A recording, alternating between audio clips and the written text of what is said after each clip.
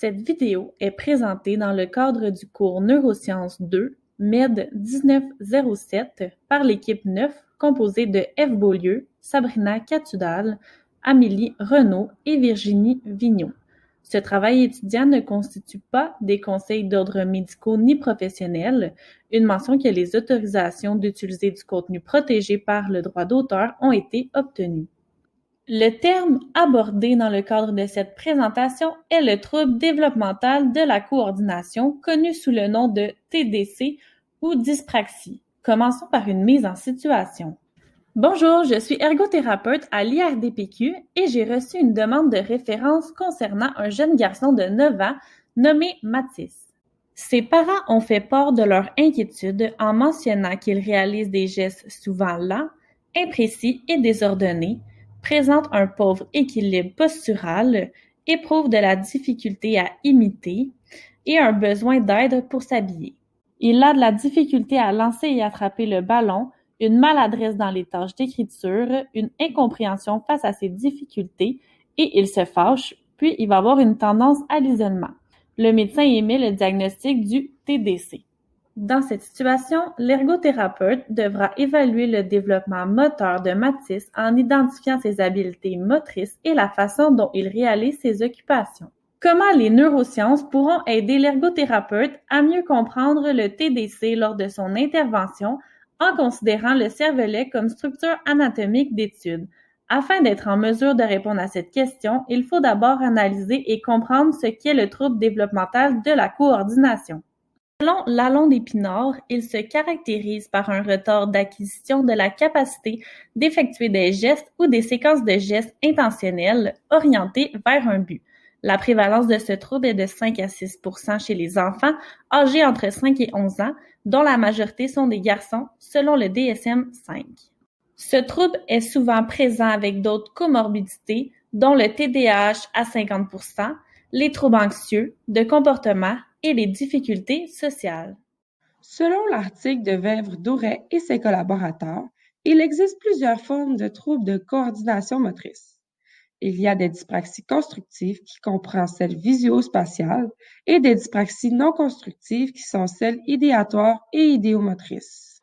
Une dyspraxie considérée comme constructive est une tâche où il faut assembler des éléments comme dans un casse-tête, alors que la dyspraxie non constructive concerne la séquence des gestes.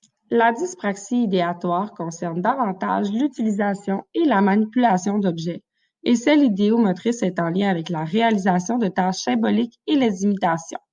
Par contre, dans le cas de Mathis, les manifestations cliniques rapportées correspondent davantage à une dyspraxie idéomotrice. En effet, il présente une lenteur dans l'exécution de ses mouvements et il est incapable d'effectuer des gestes sous de simples commandes verbales, alors qu'habituellement ce serait possible. Il a aussi des troubles au niveau de la coordination et de son contrôle postural. L'imitation de gestes est un autre obstacle auquel est confronté Mathis, qui est une caractéristique importante de ce type de dyspraxie. Par contre, il se sert des objets pour leur réelle utilité, ce qui écarte la possibilité d'une dyspraxie visuo-spatiale. L'étiologie de ce trouble est multifactorielle et aucune cause spécifique ne semble avoir été identifiée. Cependant, plusieurs études en neuroimagerie ont mis en lumière que certaines régions du cerveau des enfants atteints de TDC étaient suractivées ou sous-activées.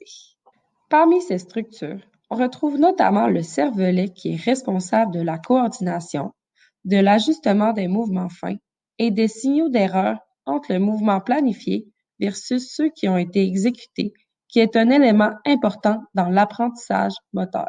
Selon de nombreuses études ayant été menées au niveau des imageries cérébrales, il semble avoir une sous-activation au niveau de certaines régions du cervelet lors de certaines tâches pouvant entraîner des difficultés d'apprentissage moteur comparativement à des enfants n'ayant pas de TDC.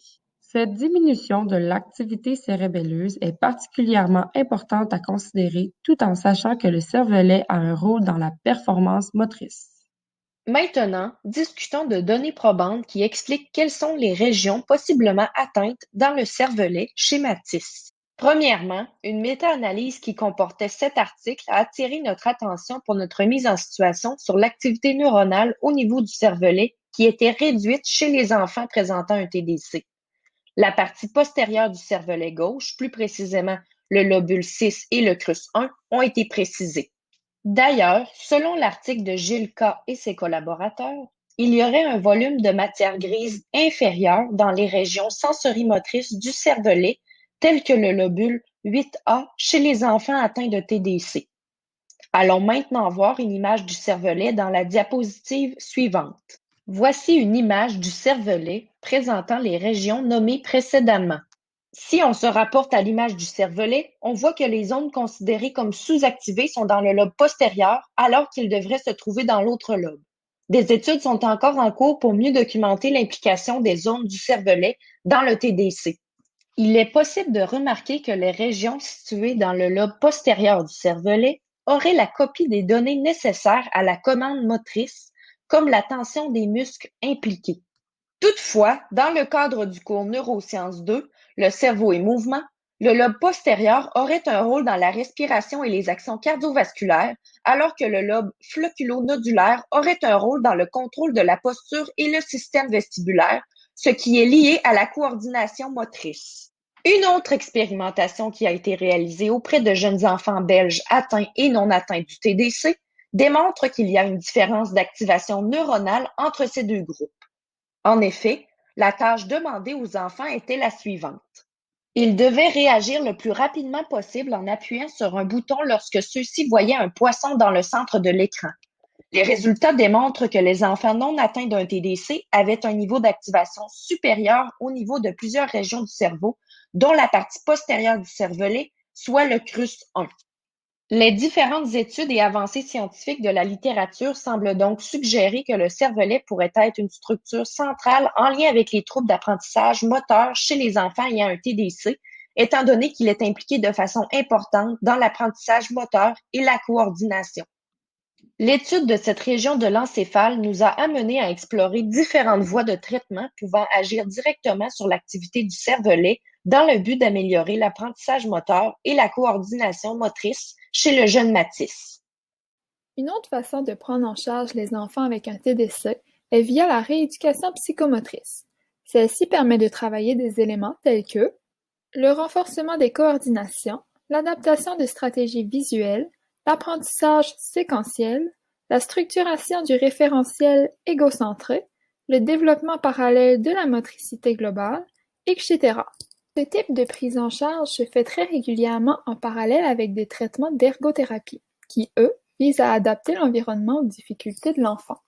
Une étude menée sur la participation et les besoins des jeunes du primaire présentant un TDC a démontré que les parents étaient en faveur d'une augmentation des services en ergothérapie à l'école.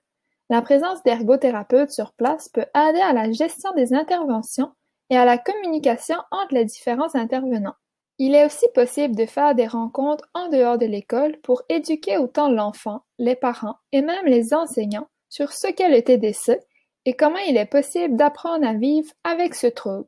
C'est très intéressant, mais Mathis a beaucoup de difficultés dans cette tâche d'écriture. Est-ce qu'on peut faire quelque chose dans ce domaine? Il serait pertinent, entre autres, de fournir à Mathis des plus grandes feuilles pour ses travaux, sur lesquelles les interlignes sont plus grands. Cela lui permettrait une plus grande liberté dans ses mouvements. Une seconde intervention possible pour des jeunes enfants présentant un TDC a été démontrée par Farhat et ses collaborateurs. À noter que nous nous sommes attardés sur un seul aspect de l'étude, soit l'écriture.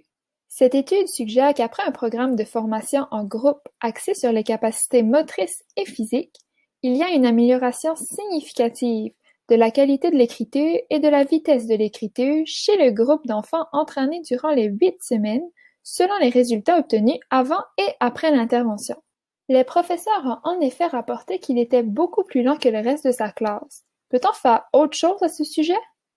Un temps supplémentaire pour compléter ses travaux et examens serait probablement très bénéfique pour Mathis. De plus, l'utilisation d'un ordinateur pourrait l'aider à diminuer l'effort requis pour son écriture.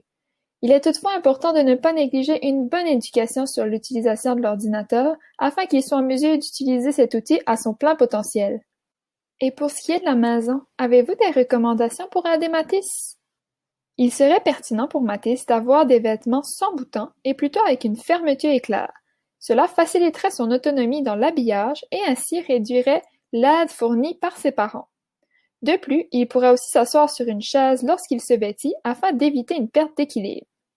Les autres troubles associés au TDC peuvent être pris en charge par l'entremise de thérapies psychothérapeutiques individuelles ou en groupe, ainsi que par la pharmacothérapie. Mais que doit-on retenir de toutes ces études? Pour terminer, suite à nos recherches sur notre question de départ, nous avons vu que le cervelet, notre structure anatomique d'étude, a une importance lors de la coordination motrice chez les enfants présentant un TDC. Ces enfants présenteraient une sous-activation principalement au niveau du lobule 8A et du crus 1. De plus, il existe plusieurs interventions qui ont été abordées, comme la rééducation psychomotrice et l'intervention de type PEO, tant pour adapter l'environnement scolaire que le domicile. Avant de conclure notre rencontre, un projet de maîtrise s'est penché sur cette sous-activation au niveau du cervelet. Le but était de voir si une stimulation à courant direct aurait une influence sur l'apprentissage et la coordination motrice des enfants présentant un TDC évalué aux membres supérieurs. Concernant la coordination motrice, ce qui nous intéresse, le protocole reposait sur le test douané. Il s'avère que les conclusions du devis avant-après avec groupe contrôle montrent une diminution du taux d'erreur de façon non significative. Une parenthèse que la stimulation à courant direct transcrânienne sera abordée dans le cadre de Neurosciences 2, mais elle repose notamment sur la modification de l'excitabilité corticale par le biais d'un courant électrique. Cela étant dit, d'autres recherches sont nécessaires pour documenter l'efficacité de cet outil auprès de cette clientèle. En vous remerciant pour votre écoute.